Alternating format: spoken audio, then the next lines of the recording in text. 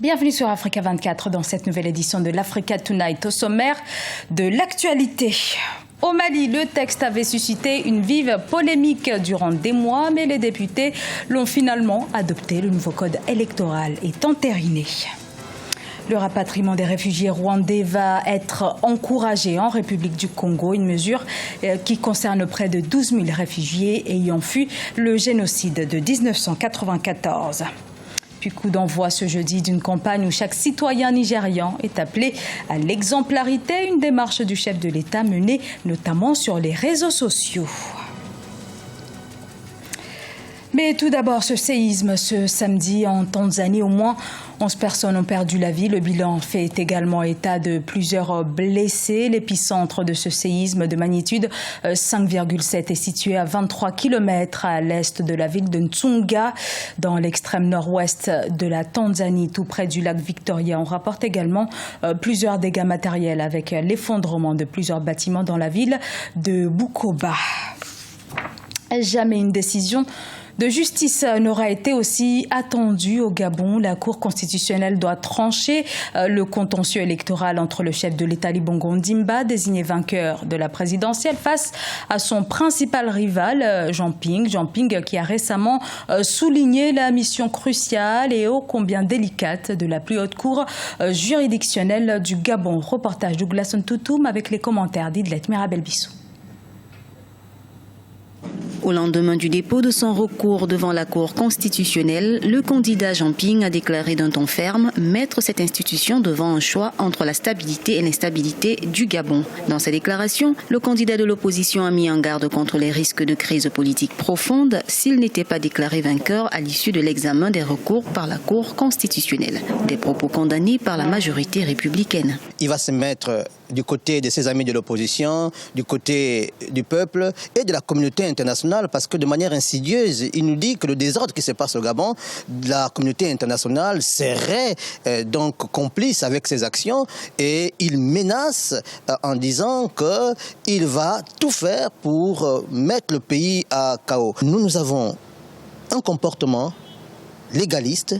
Nous respectons les institutions et nous disons au peuple gabonais que le Gabon est un pays indépendant, le Gabon est un pays souverain et le Gabon est un État de droit. Après l'annonce de la victoire d'Ali Bongo à la présidentielle du 27 août 2016, plusieurs foyers de tension se sont déclarés dans le pays. Et pour cause, l'opposition a rejeté ces résultats et réclame un nouveau décompte dans la province du Haut-Ogooué. Cette violence née de la contestation a traumatisé plus d'un citoyen. Des citoyens qui appellent aujourd'hui au calme et souhaitent que les deux parties s'accordent et accepte la décision de la Cour constitutionnelle. Pour l'instant, nous souhaitons que tout se passe dans la paix. La paix n'a pas de camp. La paix n'a pas de camp. Si quelqu'un prône la violence, si quelqu'un appelle à la violence aujourd'hui, mais ce qu'il peut oublier, c'est que si cette violence-là arrive demain, il sera le premier qui peut le regretter. Parce que la paix, malheureusement, n'a pas de camp. Après avoir déposé son recours, Jean Ping a réitéré sa volonté d'aller jusqu'au bout pour faire respecter la vérité des urnes. La Cour constitutionnelle, qui devra mettre un terme à ce contentieux, a désormais moins de 2 semaines pour examiner le recours et donner les résultats définitifs de cette élection présidentielle. Dans l'actualité également, le Maroc, où les dates sont désormais connues pour le dépôt des candidatures et de la campagne électorale pour les élections législatives du 7 octobre. Le dépôt des candidatures est fixé entre le 14 septembre et le 23 septembre 2016. La campagne électorale, quant à elle, débutera le 24 septembre pour se terminer le 6 octobre à minuit, annonce le ministère de l'Intérieur. L'Assemblée nationale malienne a approuvé ce vendredi le nouveau code électoral en vue de l'élection présidentielle de 2018. Ce texte entend introduire un certain nombre d'innovations en matière notamment de parrainage des candidats à la présidentielle ou encore en matière de caution pour chaque candidat. Reportage notre correspondant au Mali, Mokhtar Bari. Les résultats du vote pour 78, contre 28, abstention 0. Au Mali, le projet de loi 2016-34-5L portant loi électorale a été adopté ce vendredi par 78 voix pour, 28 contre et 0 abstention. Sur proposition du gouvernement, cette loi au départ comportait des articles que contestait l'opposition. Il s'agit des articles portant sur le parrainage, la répartition des membres de la CENI et la caution pour la candidature à l'élection présidentielle. Pour Zoumana Doumbia, président de la commission des lois à l'Assemblée nationale, le projet de loi voté représente une avancée.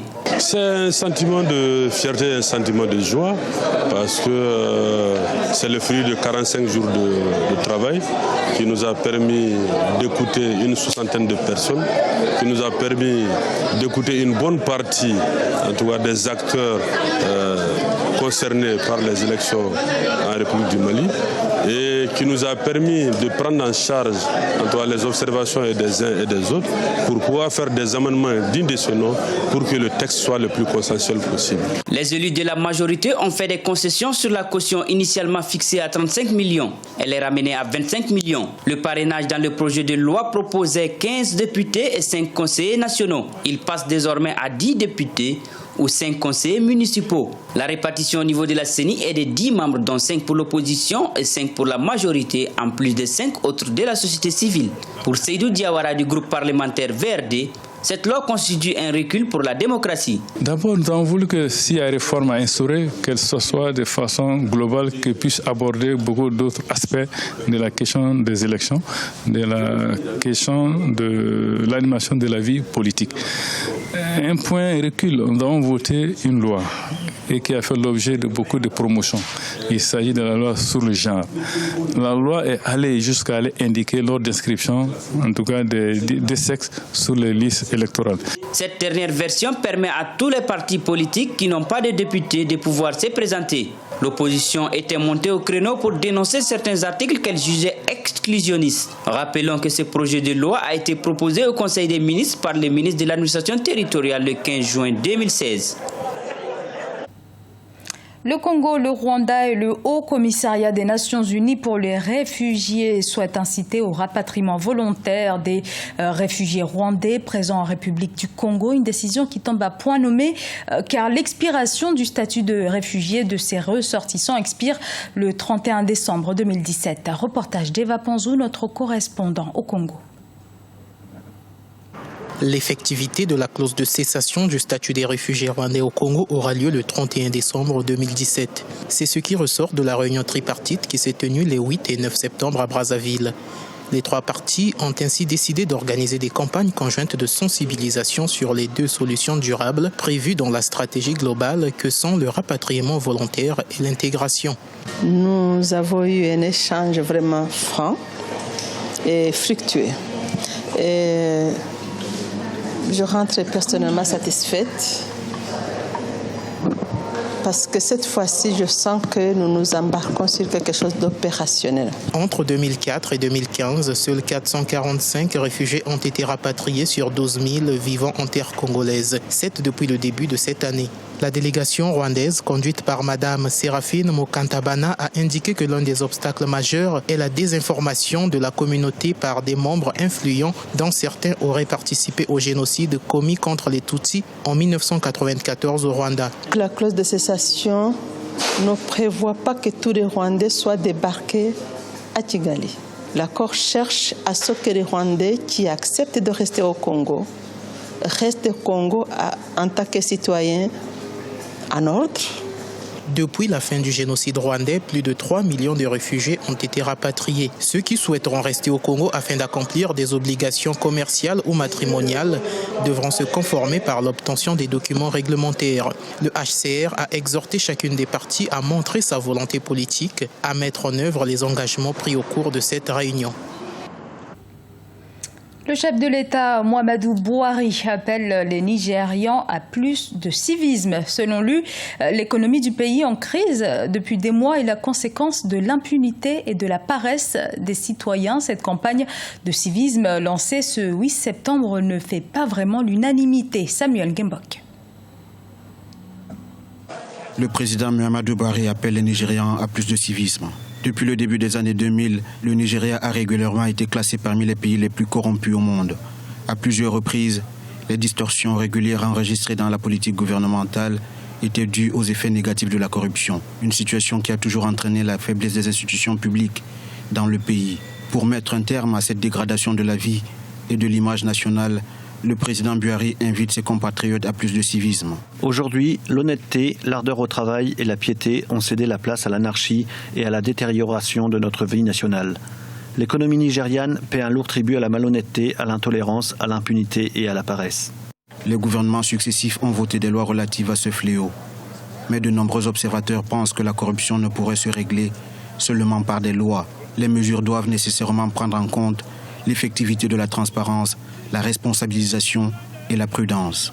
M. Buhari est un homme tout seul au milieu d'un vaste mouvement constitué de ceux qui tiennent l'économie et ceux qui tiennent la rente et la reproduction de la corruption. Ça va être terriblement difficile. Mais son appel, c'est un pavé dans la mare. Au moins, il tire la sonnette d'alarme et induit à penser que tant que les Nigérians ne vont pas se mettre au travail, cette économie-là ne va pas bouger. Il n'y aura pas la transformation de la société nigériane. Il n'y aura pas l'amélioration des conditions de vie et de travail de l'immense majorité des Nigériens, parce qu'aujourd'hui, le plus grand nombre de pauvres en Afrique se trouve au Nigeria. La campagne de civisme est menée sur les réseaux sociaux, mais celle-ci reste diversement appréciée par les Nigérians.